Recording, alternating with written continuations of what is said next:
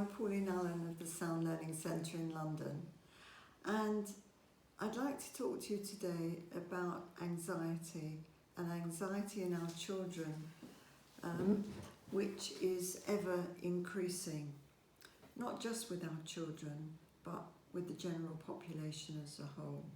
But I will speak about children for the moment and try to understand what is going on and why our children are becoming ever more anxious. You can see children who are anxious, who really don't feel very motivated, who feel a bit droopy, look a bit droopy. You can see that in the classroom. And since the coronavirus lockdown, many children's structure have been taken away, and of course we all work well with structure. So children are being homeschooled in many instances, and children seem to differentiate between home and school.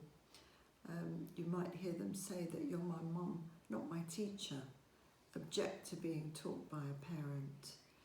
So obviously it's more difficult in many instances for a parent to be able to give the child that teaching point that they need.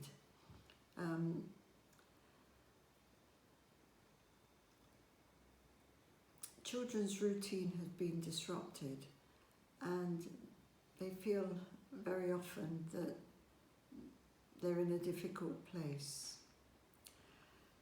There are many other reasons that children are anxious, and even before the lockdown, here at our centre in London, we saw increasing numbers of children with anxiety difficulties. In fact, an alarming number of children with anxiety issues. We expect ever more of our children to be able to achieve, and they have a lot of expectations placed on them.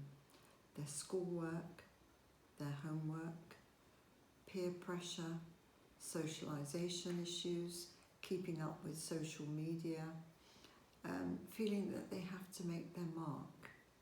They spend increasing amounts of time indoors and ever more time on the computer, behind the screen.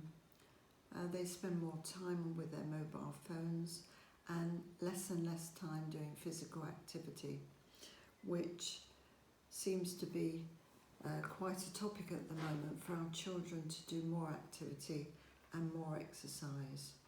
But feeling that they have to achieve, sometimes they seem to feel that those expectations are put onto them externally, and very often they are just internal thoughts when they see how their peers are performing.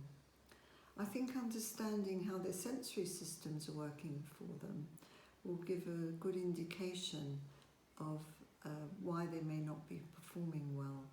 And of course the sensory systems can be retrained. In fact, I've spoken about it on other videos and how that might be done, and how we might create checklists to see how our children are performing at an emotional level, not just a physiological level. They're often viewing sophisticated and inappropriate material. They're overhearing world events that are probably beyond their ken, beyond their understanding, and not knowing how that they can deal with these issues, not knowing who to speak to, and not being listened to perhaps by a mentor. And it is useful for them to have a mentor and to be able to speak. And perhaps we should think how we can get our children to open up more, in a small group, in a classroom, singly, one-to-one if they prefer that, but just to get them to express their emotions, and to say how they're feeling, how they're thinking, why they're thinking, what they're thinking. And the sensory systems can certainly be retrained, to help them with their anxiety. They can be given sound therapy, Barrard auditory integration training, which we use in London, which has been very helpful over the last 26 years. Light wave stimulation, also a very helpful light therapy, and neurodevelopmental programs of exercises, which are slow movements designed for a particular child or children and can help mature their systems, their developmental systems. So children go to school at a given age, and that's to do with the expected norms, and they have to achieve. But I coined the term that development is a stage, not an age. And if we can view our children as they are currently performing and not as some normed test might have us believe that they should be performing, then I think our children will start to feel better about themselves and more self-confidence. The self-confidence leads to better self-esteem and to better ability to be able to learn.